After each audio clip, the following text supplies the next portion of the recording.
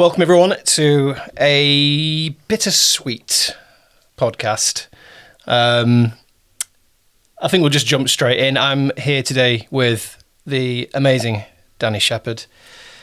Hello. Hi. I already sound quite somber because I feel a bit emotional about this.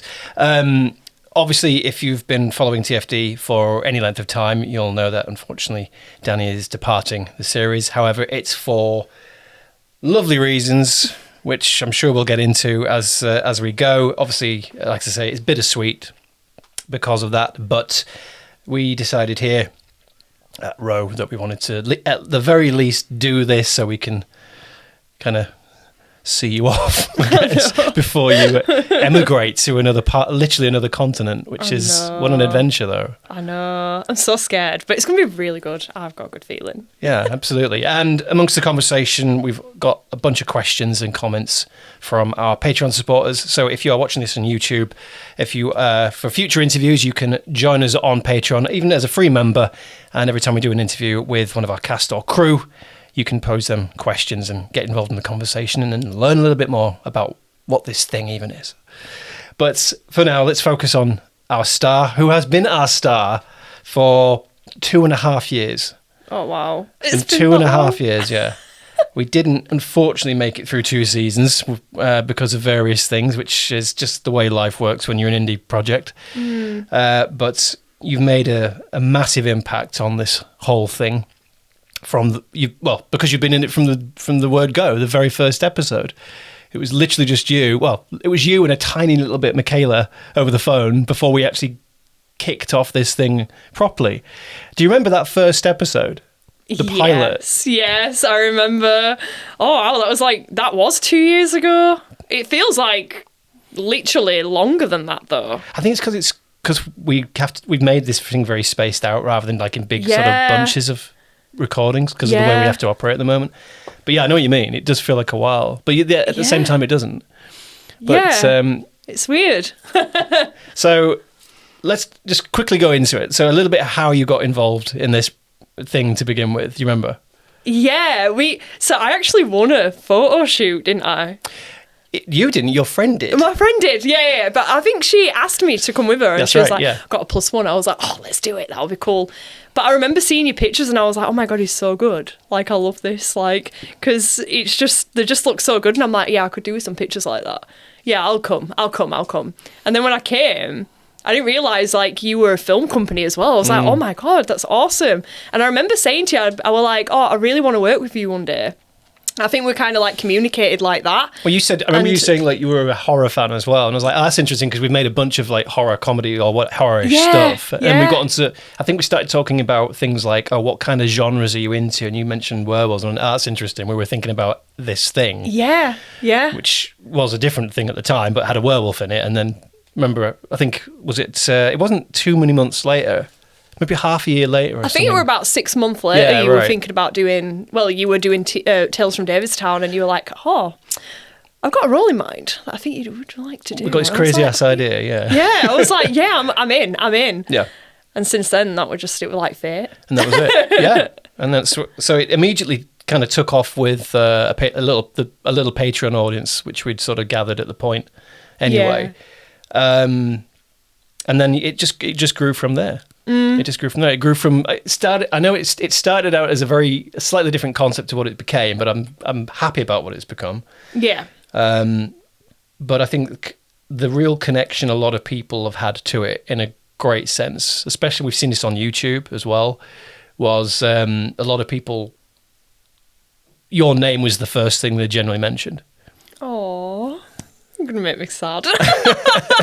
So I think it's because I'm going to bleat a little bit, but I think bleat at you in terms of the gushing of support. But the thing that they picked up on was that you always gave 100+% in every performance, and even sort of the kind of the out there stuff, the werewolf transformation stuff.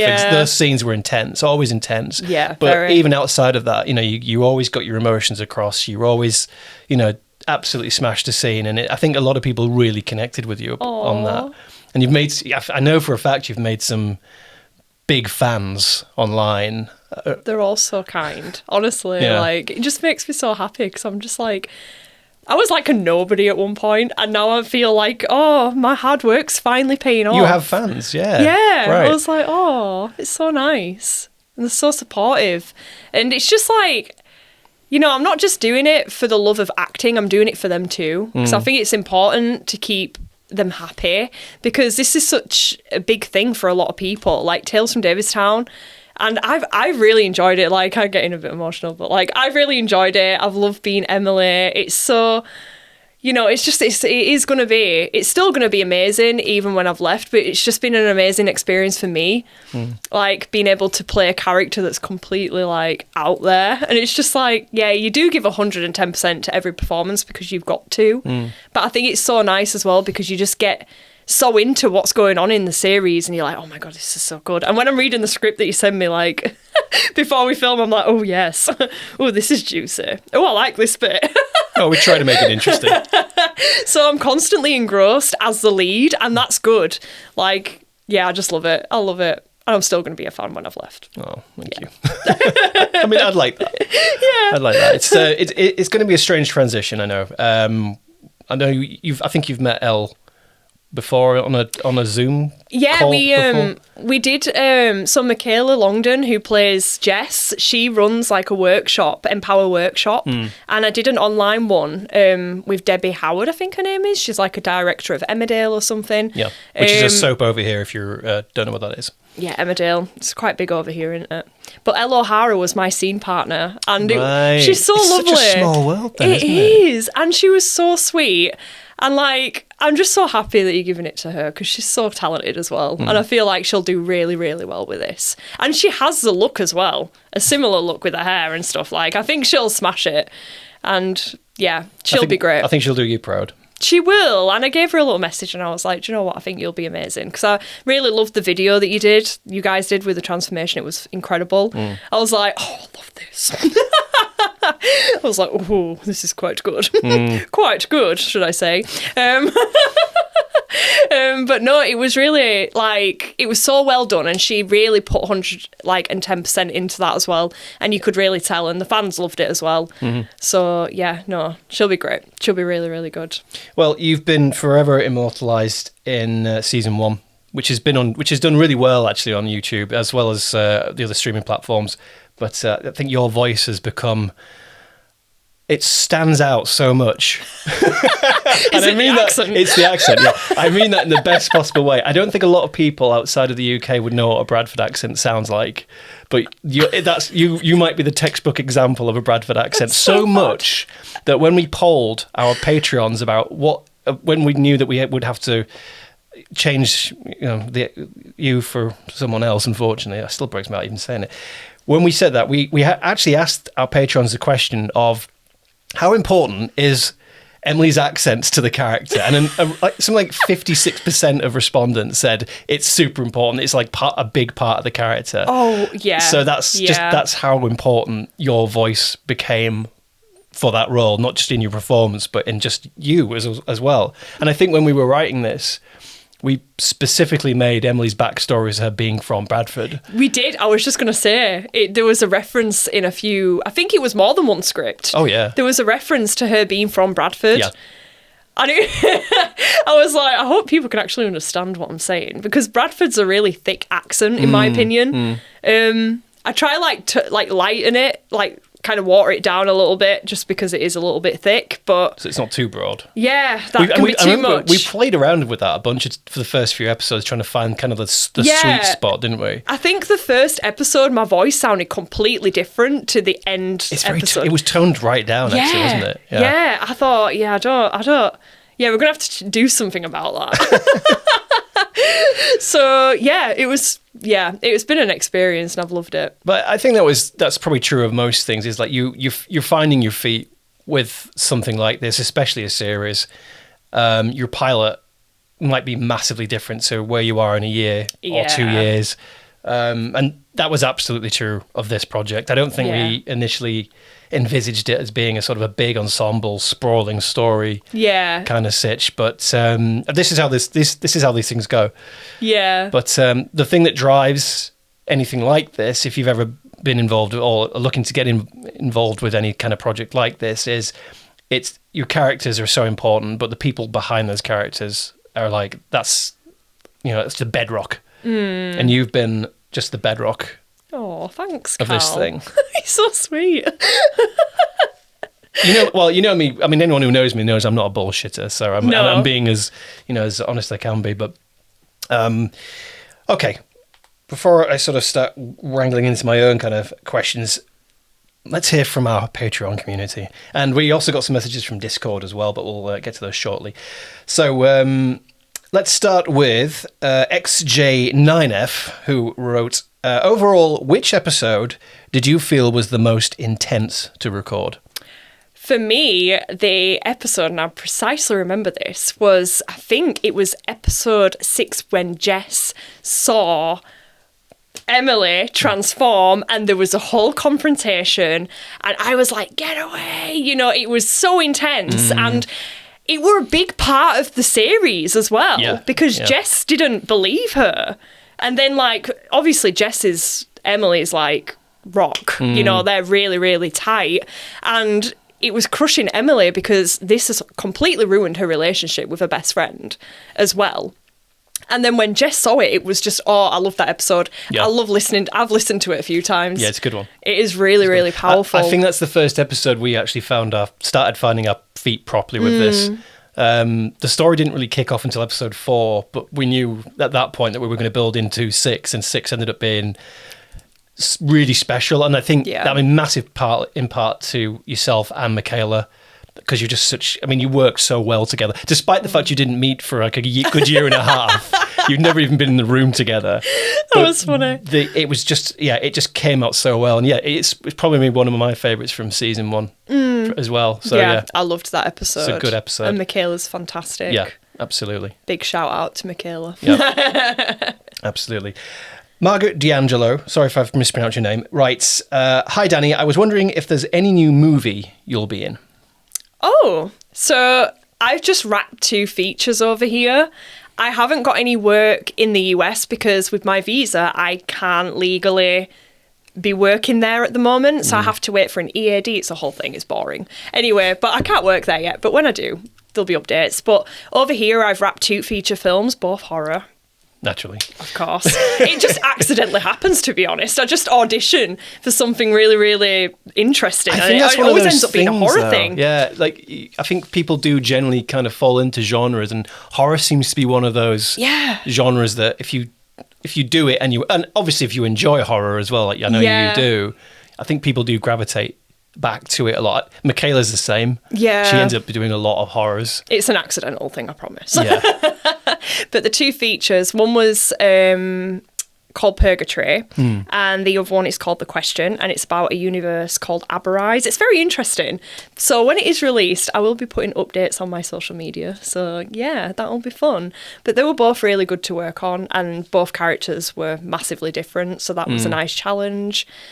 But yeah, I haven't got anything else coming out at the moment. I'm still waiting for a few shorts, but I don't know. I guess as you're transitioning from one place to another, you kind of you're going to have a bit of a stopgap in between where I guess you're almost not starting from scratch with your life. You're just moving into the next phase. Right? Yeah, there's a lot of stuff you do need to redo over there, like driving and stuff. And right, okay. Yeah, you've got to retake your driving. You've got to do a lot of stuff over there that's like you've already done here. Yeah. But it's because it's a complete different... You're basically getting a new citizenship somewhere else. You are, yeah. That's completely right. You've got to do things from scratch and learn things. And with acting and stuff, I don't need to do it from scratch, but I think kind of to a point I do, because a lot of stuff that I've filmed here, I could take over there and be like, oh, hey, this is my work, blah, blah, blah. But I think they prefer it where they can see what you've recently done. So like I'll try put in there stuff that I've recently done, but like it's a whole thing. I'm probably going to have to start from scratch with the American stuff, because obviously I live in England and we shoot a lot of British stuff here. So with your accent? Yeah, exactly. Okay. With my accent. I haven't shot any films with an American accent apart from like maybe the odd short film that I've done. But yeah, I'll have to redo all of that when I move. So it's going to be fun. I know you've had a sort of a keen interest in the state of California for a while, even so much to the point that you kind of learnt the accent specifically. Yeah. Is that right? Yeah, it's super weird because I pick up accents really, really fast. Okay. So when I was there for 2 weeks at a time, I'd come home with an American twang and my family would pick up on it and I didn't know I was doing it. And they'd be like, why do you sound American? You're like from England. I'm like, I've been there for 2 weeks. All I can hear is that accent. What do you mean? So I think I'll adapt to that very, very fast. Do you think you'll lose your accent entirely if you're going to live there? Maybe not when I'm drunk. When you're drunk, apparently your normal accent comes through. So that's super interesting. So yeah, Julia's nodding in the background. She's producing this episode, and Julia is from Germany, but a particular region called Schwabia. And if you listen to the Schwabish accent, it's a very particular type of German accent. It doesn't sound like the typical Berlin accent that everyone kind of stereotype that you knows. Yeah. But it's very specific. And whenever, if Jules had a glass of wine, the accent comes out. Yeah, and that's really interesting. That's really interesting because I know what you mean with accents, because I can be like that. I'm from Kent originally, the south of England, which some people might, outside of the UK, might mistake as Cockney. It's not. It's Kent. Don't get it mixed up. But yeah, I can exactly the same. Yeah, exactly. it's weird. I think if you're surrounded by it, I think that makes sense, because I think we just kind of like your brain just automatically adapts. starts. But then again, I have met other people that actively refuse to adapt their accent and they want to maintain it. So, but I'm going to be so interested when we speak after a year or so. I mean, we'll speak before then, obviously. But in like a year's time or something, I'm waiting for this like weird Californian Bradford hybrid. Oh, I am a hybrid right now. I call it a gas station now. I'm like, I'm just going to get some gas, and I'm like, wait, what? What did I just say? We don't call it gas, we call it petrol or diesel, petrol. But either way. Oh, and incidentally, Margaret's also said, wishing you well in the future, you will be missed. Oh, which is absolutely true. You will be missed. Thank you so much. So sweet. I mean, you've kind of already answered this. Cade Rufus asked, out of curiosity, do you have any projects in the future lined up? Nothing concrete, I understand, but you've been started to talk to people already? Yeah, a few people approached me. There were a guy in New Jersey, there were a guy in North Carolina, there were another guy in LA. They did I've already had them on social media and stuff, and we kind of support each other. Right. But they messaged me and they were like, oh, I really want you to do this film. I've seen your work, I think you're really good, blah, blah, blah. But I can't commit to it. I'm not legally allowed to. So I just said to him, look, when I receive my EAD during my adjustment of status, I can then move forward with this. Which hopefully isn't too long, right? The adjustment of status can take 9 months. That's a long time. Yeah, but the actual EAD, which is the work permit, can take a minimum of 3 months. But apparently people have said it's quicker than that. It can be like 2.5, 2 months. So it's not, it depends on your process, I guess. Sure. Well, fingers crossed it doesn't take too long. Yeah, 3 months I'm hoping is the maximum time. I'm like, please, I'll be driving myself insane. Yeah, hopefully the stars align for that. Hopefully. Howling fan. He, I assume it's a he. They. Howling fan. I think it's a guy. Okay. Howling fan asks, what are you going to miss most from the series? And would you ever perform as a werewolf again in a future project? I'm going to miss... It's hard to pinpoint what I'm going to miss the most because the whole thing's just been amazing. Like, for me, I'm just going to miss Cal and Julia, like, hanging out and, all of that before we start filming the episodes. I'm going to miss the bond I've got with the producer and the director. I'm going to miss actually performing because it's just been so fun. It's tiring, so I end up sweaty. I'm like, why am I so warm? It's a common theme with everyone who performs on this. Because everyone underestimates just how much energy voice acting requires. It really you've got to act it out. It's like, some people probably don't because they're just naturally, like, their voice just naturally is so good. Okay. And but me, I feel like I need to really get into it, to get into that headspace. Absolutely. Voice acting, and I've always said this as a director myself, is voice acting is a total different energy to screen acting. Oh, it's completely different. And the reason being is just because if you weren't aware of this as an audience member, is because you're only getting essentially everything communicated through one thing. Yeah. One sense, if you will. So if you're watching a film, you get the visual side of it and hopefully the sound of it if you've got both of those senses available. But if you remove the imagery side of things, especially when it comes to communicating emotions, the actors need to go the extra mile. Yeah. Hence the sweat. Yeah. Yeah. And plus, the whole werewolf thing probably added to that as well, right? Yeah, it is a whole thing. I've never done I've never done voice acting till I did this. This is the first job I've ever done. So that's why the pilot episode is a bit, ooh, what is that? When I listen to myself, it's just me. I'm just like an overcritical person with my work. So I'm overly kind of critical sometimes. Cal and Julia know that. Probably too mean sometimes. I think a lot of actors are. In fairness, a lot of people are. But that's good because you always wanted to push yourself. I always want to be better than the last time. And I think you always did that. Yeah. Oh, that's good. You always did that. At least it worked. But this is what we always said, was that something like this has to develop over time, and that includes the people in it. Yeah. Yeah, but, definitely. Yeah, something like that. But going back to Howling Fan's question, obviously you've said what you're going to miss the most, which is lovely. Would you ever perform as a werewolf again? Absolutely. Right. Yeah, okay. hands down. What sort of would draw you to that kind of role again in the future? It has to be a really good script. So one of my I've got two favourite werewolf films, and this is a little bit controversial. Obviously, it's the amazing American Werewolf in London. Naturally. That is number one because it is so good. It's kind of the benchmark, really, isn't it? Yeah. It kind of like blew up from there, really, didn't it? I think The Howling came out around the same time. About the same time, yeah. Yeah, very but similar that, time. To me, I didn't like that one as much. It was totally different kind of film, though, isn't it? Yeah, it were a bit weird. It's good. It's a bit campy. Yeah, it's fun. It's fun. I think American Werewolf in London was more disturbing and dark. It was dark comedy, wasn't it? Yeah, it was really dark. The second film is Ginger Snaps because Good shout, yeah. I'm a 90s girl. Yeah, I was born in the 90s and I grew up with like those types of films, and that one for me, I just loved it. And I thought it were a really good storyline too. A good concept. I love Catherine Isabella. I think she's fantastic. Yeah, the second one was good too. Yeah, the second one is really good. Really I was shocked. Yeah, I was surprised at how good it was, actually. Because usually the sequels are a bit concerning. Well, yeah, because American Werewolf in Paris is awful. I've never seen it. It's terrible. I mean, I'm sorry. Don't come at me if you're a fan of that film, but yeah, I remember seeing that, and I was just like, I was so disappointed. And that was in 1998, so I really want to watch it now, to see how terrible it is. It's shocking.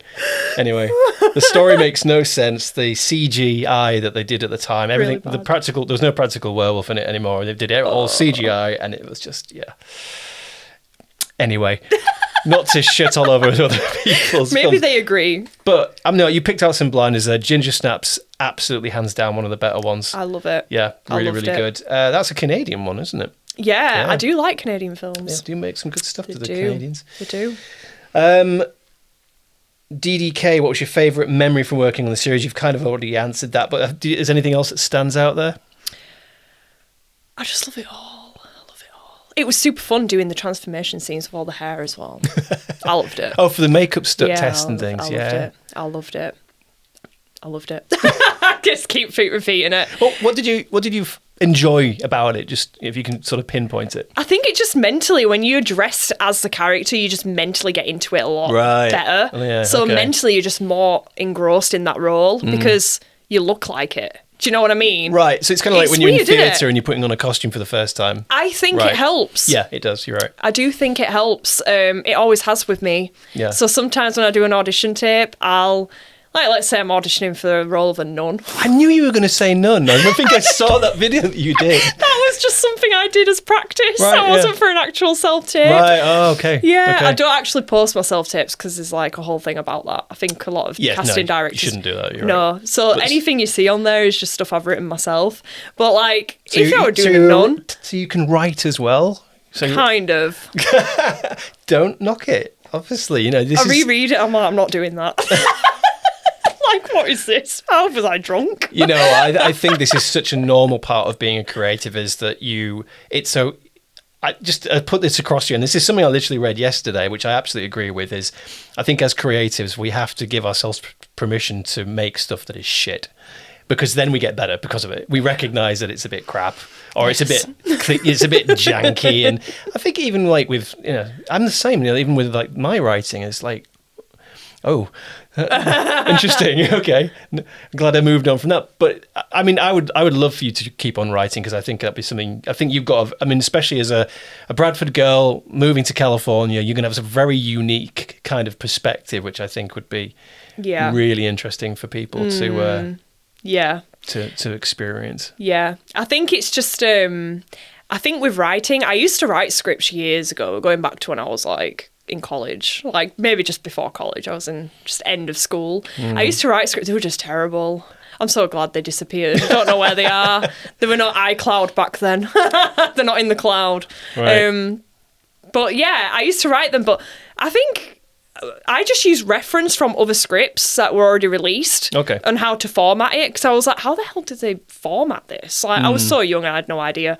But I was like rereading it. I'm like, this had potential, but it's just terrible. But it is good. It is good practice. And I think in the future, it is something that I could go into on the side of acting and modelling and stuff like that. I think it would be really good to just stick in this industry for the foreseeable and just do different things. Because I know a lot of actors that do producing and directing too. I think a lot of most people have a and kind of career, you know what I mean, rather than just doing one thing anymore. And creatives, I think that's a very good thing to do, because as you say, you don't have to just be an actor. You can be an actor-writer. You could be an actor-writer producer, or even you don't have to be limited to one role.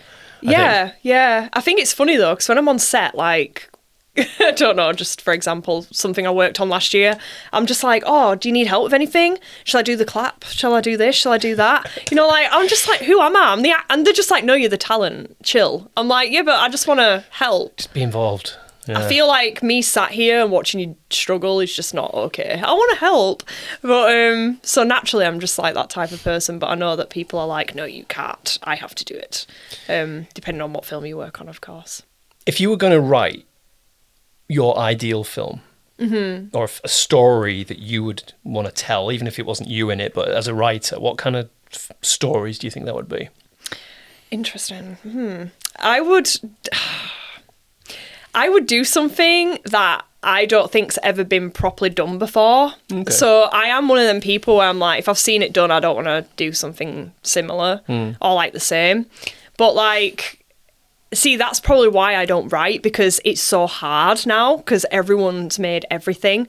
But I used to base them off dreams. Like, I'd have a dream and I'd be like, that would be a really good concept for a film. I think a few people have done that. Yeah. The Terminator franchise basically started out that. Really? So James Cameron apparently had food poisoning, and whilst he was in a sort of when you have fever dreams. Yeah. Well, apparently he had a fever dream about some metal man coming out of fire, and that's how the Terminator film was inspired from food poisoning. So yeah, it can happen. So yeah, I mean, why not? Because I mean, dreams are very emotional generally. Yeah. And I think we get sort of led by that, but. Yeah, I know what you mean. It's hard to be completely original. I think going back to what we said before is, I think because you've got a very unique perspective, as in yours, I think that's something you could definitely work with. So who knows? Definitely. So even in a year's time, we might start seeing scripts written by me. Written by you. I mean, what's going on? Why not, right? Why not? Go for it. I might do. You've inspired me Especially if you've got the time whilst you're waiting for paperwork. I'll have nothing to Bureaucracy. do. I'm so bored. Oh, good God. I need something to keep my mind Absolutely. occupied. Well, there Definitely you go. Writing a script now. Right. Thanks, Cal. You've given me You're the welcome. idea. This is what I'm here for. Back to questions. So we're moving now to Discord. So yes, we do have a Discord channel. You can find a link for that if you're watching this on YouTube in our description below. Please do join us there. Al Simmons has a bunch of questions. Oh, wow. Thanks, Al.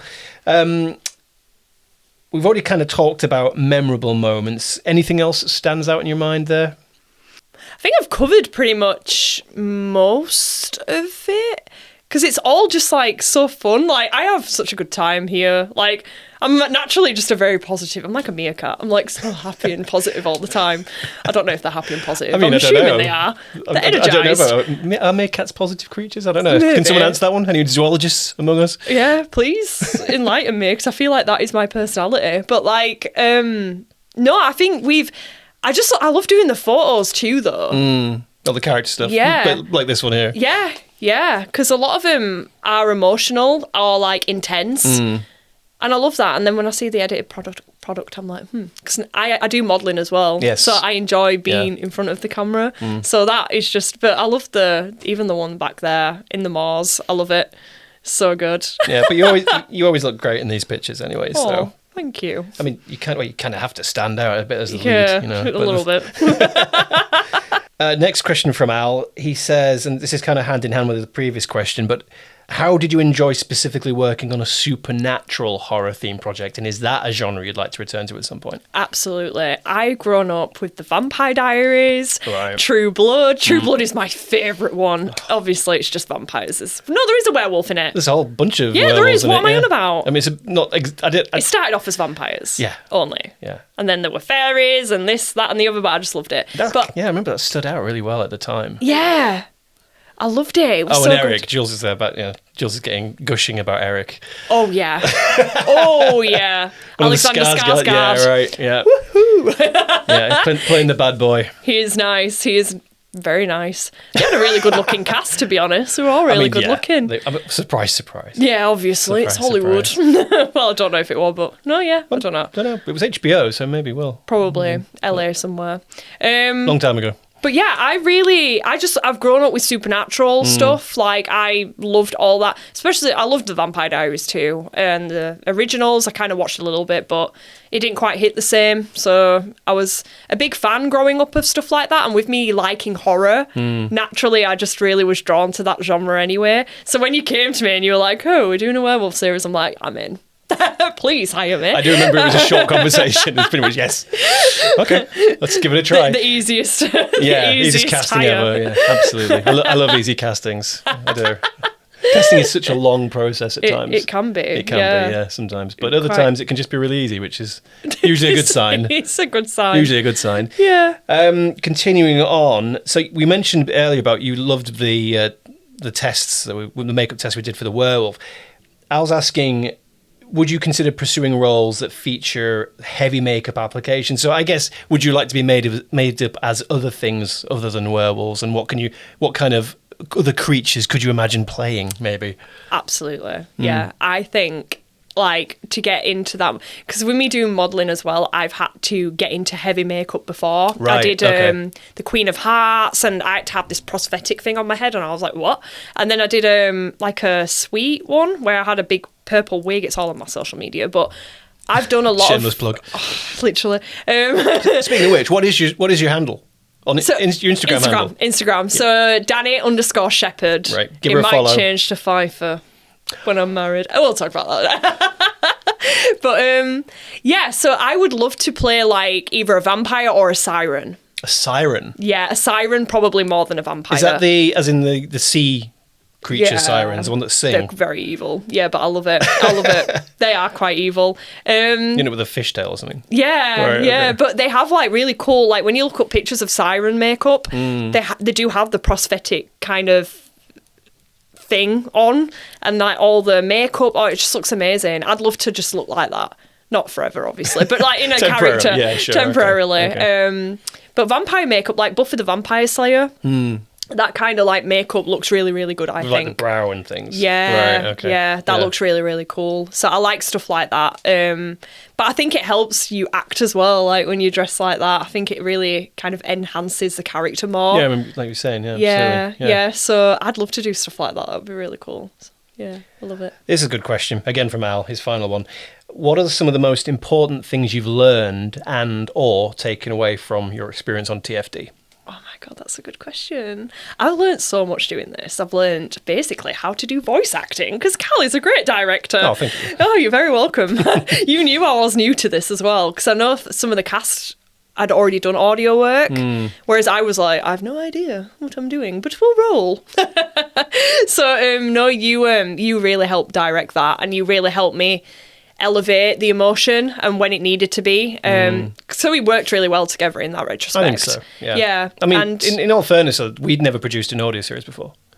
It's a new thing for everyone, I think. So, and I think that was part of it. This TFD, and Jules and I say this a lot on our podcast, the Producers Podcast, is that this thing has always been about experimenting. Yeah. Making something new, trial and error, what works, what doesn't work, etc. And not being too scared about it, because you know you're not going to get it perfect first time. Exactly. I think once we get into the swing of things, because sometimes we go a while without doing TFD, you know, like in between episodes. Yeah. So coming back to it, like we film a bunch of episodes at a time, like usually 2 or 3 or at whatever. Least, yeah. So when we come back to it, it's like I've been doing other stuff in between, so I'm kind of like refreshing myself again.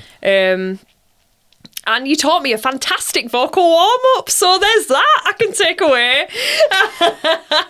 And I did it on the way here, by the way. Oh, well done. Well done. There you go. See? Might need to redo it a little bit, though. But no, I've taken a lot away from this, because the whole thing was completely new to me. But now I know what I'm doing because of you. Thank you. I can take that to America with me. Absolutely. Well, I'm glad it helps. It definitely did help. Yeah, no, it did. It did. You're great. Undead Chains. If you had the chance to shape Emily's story moving forward, what direction would you take her in based on where she is now? Oh, very interesting. She started off as quite vulnerable and emotional and kind of not processing what's going on, and she had no control over what was happening to her. So I think in the future it would be super cool if she just ended up super badass and she could just like really control what was going on and be in control and be powerful and be that heroine that, you know, like that really main character energy, like attraction. I think that would be so fun to see from when she was like, because I think people like that too. They're like, oh my God, like she's dealing with this really bad, but where's she going to go with this? Yeah, right. And I kind of saw it it's a little bit like, I don't know if people are a fan of Teen Wolf, the series. Right. Just using that as a little comparison, where Scott, the main guy, when he changes into a wolf, he was very kind of like, he kind of enjoyed it a little bit at first, but he couldn't control it. It was similar to Emily, where she just didn't have that kind of connection with it. She didn't want it. But I think when she grows a rapport with that, and she's like, right, this is part of me now, kind of a bit like what he did. He ended up an alpha. And it would be really cool if she was like, not the same, but like, you know, like that kind of, she's going down that direction. Yeah, right. Where she's powerful now and she can control like that. Something about it. Yeah, she can control the wolf. Okay. Which is obviously difficult to do, so it really shows her strength. So, yeah. Well, I know we have plans, but I won't talk about them because no spoilers. It's the second part of Undead Chains question, which kind of ties into what you've just said. Which version of Emily would you have enjoyed playing more? The one who fears and tries to reject her curse, or the one who embraces it and sees it as a blessing? They're both equally good, I think. Right. That would be a hard decision to make, because the emotional part is obviously important for her, for what she's gone through and everything with the trauma. But I really like the idea of her coming out and being the complete opposite of that. So playing both would be really fun to do, because you see the contrast. You're like, oh, this is how she used to be and this is how she is now.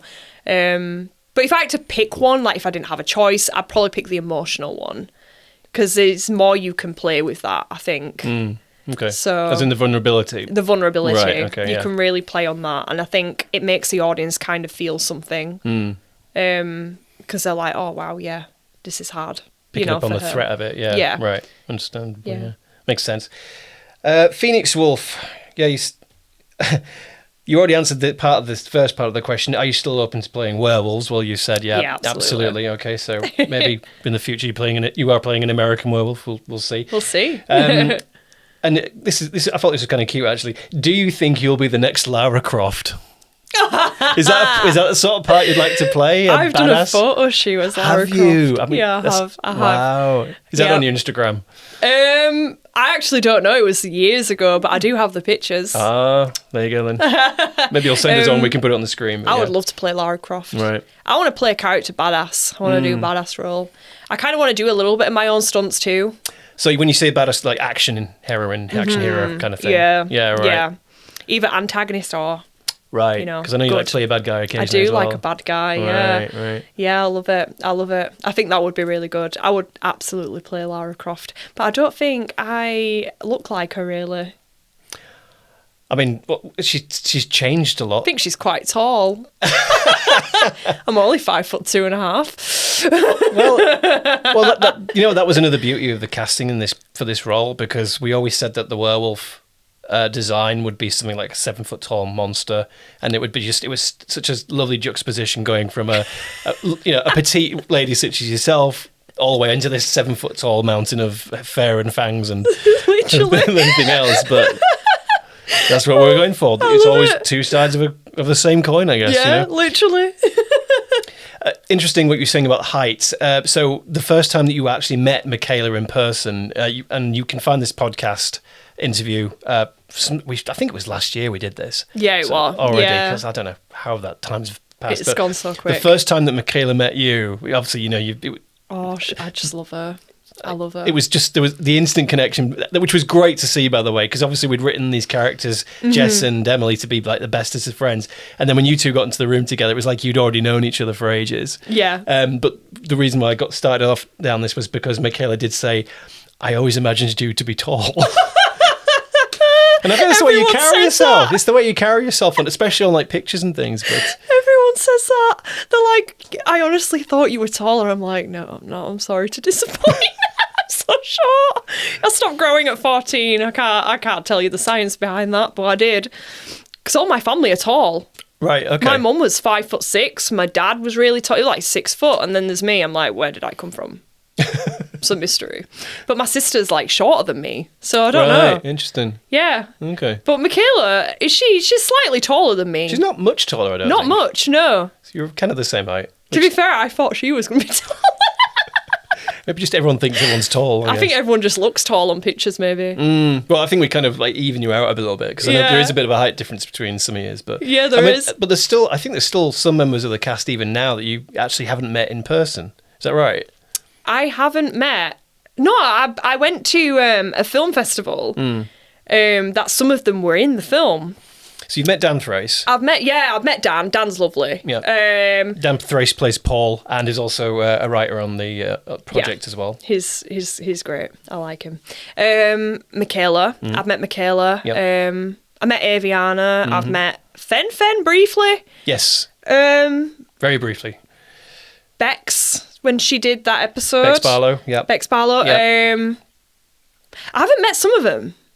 No, I haven't. I'm trying to think, because this is where it gets super confusing, because we record with everyone separately rather than getting people in the room at the same time.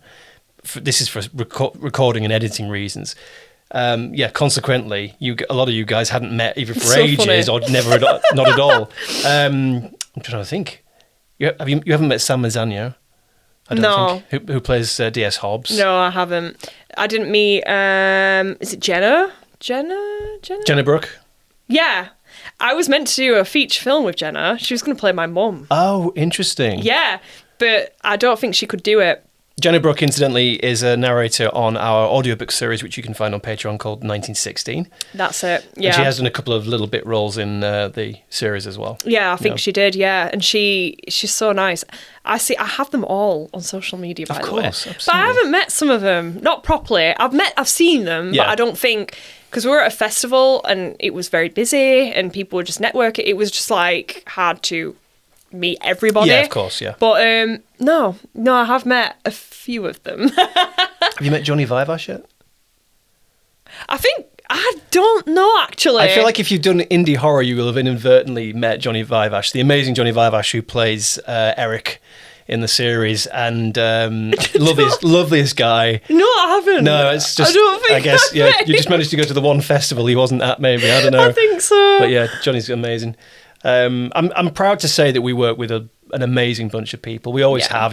You set the tone with that, I think, from day one, but we work with some super talented people. Everyone's absolutely delightful. They're so nice as well. Such a lovely array of personalities and acting styles, and that bring something unique to the role as well. Yeah. Super lucky to have you all. Yeah. And you've done well with this cast. You really have. Yeah, which again makes it even more. It makes it sad that you're leaving us. Oh no! But, oh no! It's hard for me to think about sometimes. I've got to put it at the back of my mind. Yeah, I can understand that. Yeah, but I'm gonna be still around observing, like, oh, hi. But yeah, it's hard leaving something that you've worked so hard on, and you've grown a rapport with people, and you've got used to the characters and having that bond with them. And you can just tell when you listen. It's so weird because when you listen back to the episode, you're like, you feel like we're all in the same room, but we're not. Yeah. Like, we've not. Some of us haven't even met the other person. It's so cool, isn't it? It's so cool when you listen to it. You're like, oh wow, we work really well, even though we've not met. And it's so because it's so different to when you're obviously filming a project, with television, feature film, whatever. Yeah. Obviously, you're in the same room generally, unless you're doing some really strange Grindhouse B movie, whatever kind of stuff where they're not even in the same room. Look, some people actually, some things in the pandemic I know even filmed that way. But there we go. By the by. Yeah. But yeah, you guys never film in the same room at the same time. But no, we haven't. No, but it's like I was saying to Michaela, it's like I've known you my whole life. It's weird. Like, you just grow a rapport with people that you work with, even though you've never met them. And then when we meet, we're just like the same person. I'm like, how? She's like a blonde version of me. I'm glad that worked out. Yeah, it did. That worked out very much. It did. She's so sweet. But yeah, no, everyone's been really great. And yeah, they're so talented. And when you listen to them, it's like you've casted it perfectly. Yeah. It's like, how do you get it right? So good. Like, so right. Because sometimes you watch stuff, you're like, I don't really like that character and the actor. Right, like, okay. Not, it's very rare, but there has been the odd thing I've seen. Mainly Hollywood, of course. Right. Where I've seen it and I'm like, so-and-so would have been better for that. Like another actor that like, or maybe they'd have been better. But no, for this, you've nailed it. Truly. So obviously, the US... I mean, there's so much. I think there's still a lot of opportunity there in California, in that side of the country. What are tell us a little bit about your kind of hopes for the future. What are you kind of like? I can see you there with like a giant bow and arrow aiming for something, and I'm just curious. I'm sure everyone else is. What that looks like. Yeah, it's so interesting because they do things a little bit different to here from what I've seen and researched. Not everything, but like, yeah, it's going to be fun because I think I'm in the correct state. I think California is a really good place to be for screen acting. And I won't be living near LA because it'd be too expensive for me. Obviously, I'm an immigrant and I won't be able to work straight away. But I am looking into building my portfolio. I'm looking into getting a really good agent. I'm looking to get on bigger things. Still do indie, but I am looking to do bigger things too.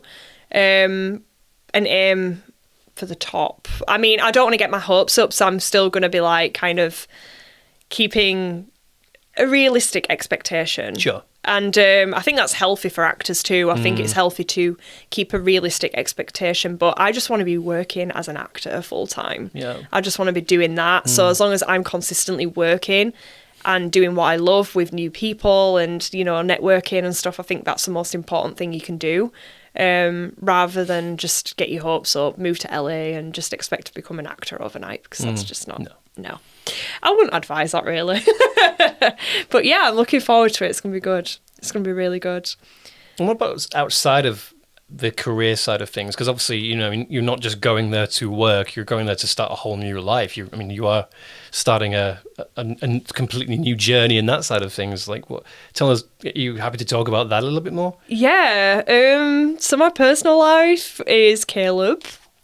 And I'll be getting married in Vegas to him, and I'm so excited.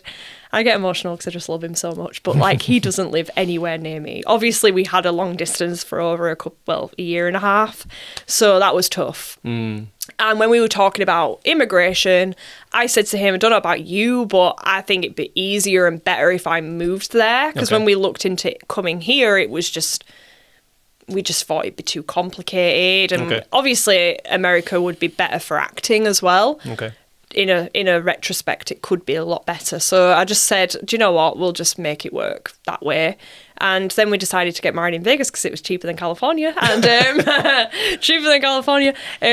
and fun too. And yeah, so when I move, we'll be living temporarily with family over there, his family, and then once we get our own place, I haven't thought that far ahead yet. But I said to him, I don't really care where we live because self-tapes exist. So if I get something big, I can do a self-tape. Because I think I looked into this and most of the time it is a self-tape to start with. And if you get a recall, sometimes it's Zoom, sometimes it's in person. Yep. But a flight to LA from San Francisco is $50. So I think I'll be good. That's pretty cheap. Yeah, it's pretty cheap, yeah. You couldn't even get that on a train to London in this country, in England.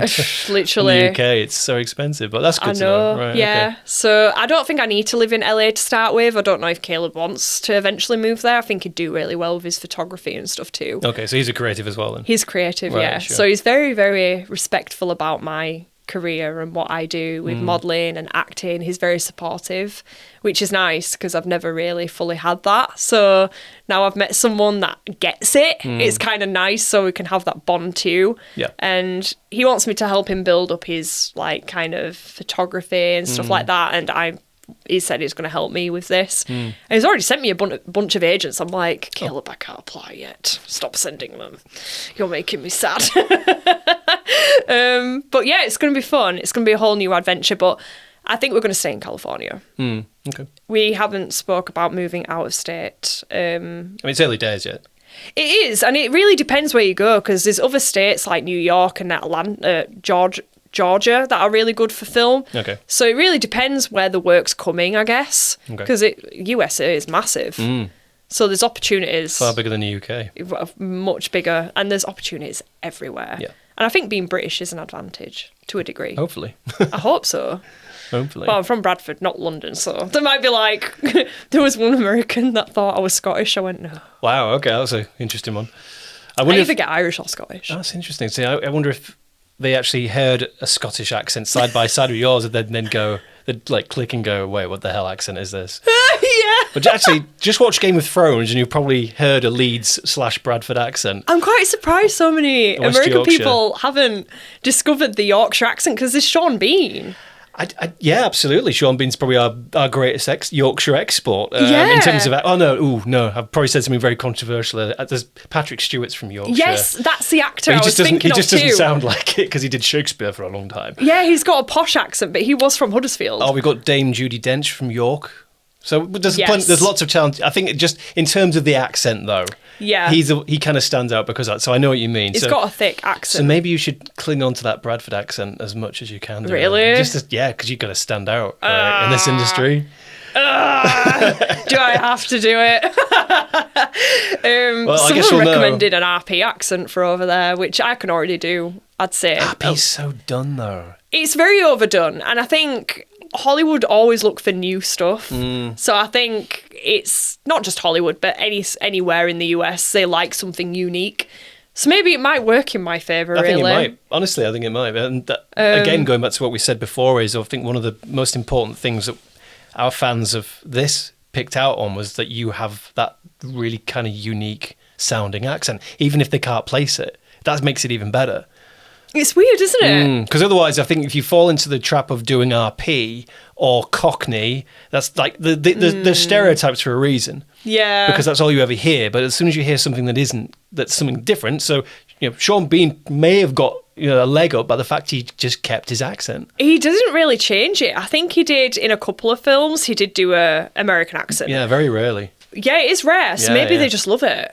So, they must do, because he did really well, didn't he? Yeah, so there you go. You could be the next Sean Bean. Maybe as long as you don't die in everything that you're in for a while, I feel like in horror that happens. I mean, how many times have you died in a project? I think twice. Oh, just twice? 2 or 3 times. That's pretty good going, actually, then, okay. That's not too bad, really, is it? No, considering I think there's still time for more. Michaela has definitely died in a lot of films that she's in gory horror ways. I love that. Aviana, I know, definitely has as well. I think a whole bunch of people have. Dan Thrace has recently. A little bit of a plug for our friends over at Dark Rift Horror, who just released their first FMV game, Dead Resets, which actually has a bunch of TFD actor it does. in as well. Michaela's in it, a few others. But he dies, I think, upwards of 20 plus times in the same film or in the same game rather. So no spoilers. It's that kind of that's giving me Until Dawn vibes. Yeah, it's a little bit actually. Yeah, but very great good film actually. I enjoyed it. Right, Cool. Yeah. But anyway, I digress. Do you have anything you'd like to say to everyone watching, or everyone who's been with you and us? Oh, I have so much to say, but I'll be here all day, so I'll keep it short. But yeah, you guys are amazing. If it wasn't for you, this wouldn't have been as good as it has been, because we wouldn't have had that support, we wouldn't have had that love, and you know, it's just been so good because we are doing this not just for ourselves, but we're doing it for you guys too. So when you give it back, the support, it's like a whole big support bubble, and it's amazing. Yep. And I just think that's really important with anything. I think it really helps us, and definitely like RO Pictures, it helps everybody involved. And I think, you know, that is something I'm going to take away from this, is that we actually have so many people that love the show, and that encourages us more to, you know, just keep going with it and keep expanding it even more and do more with it. And it helps me as Emily too, because it's like, oh, these guys love it. Like, that just really encourages me to just keep going, because it's like a bit of a, you know, you get like a boost from that, like a confidence boost. Okay. And you guys are my confidence boost, because I didn't have any. Which is hard to believe. I didn't. In talking to you, it's hard to believe. Yeah, I didn't have any.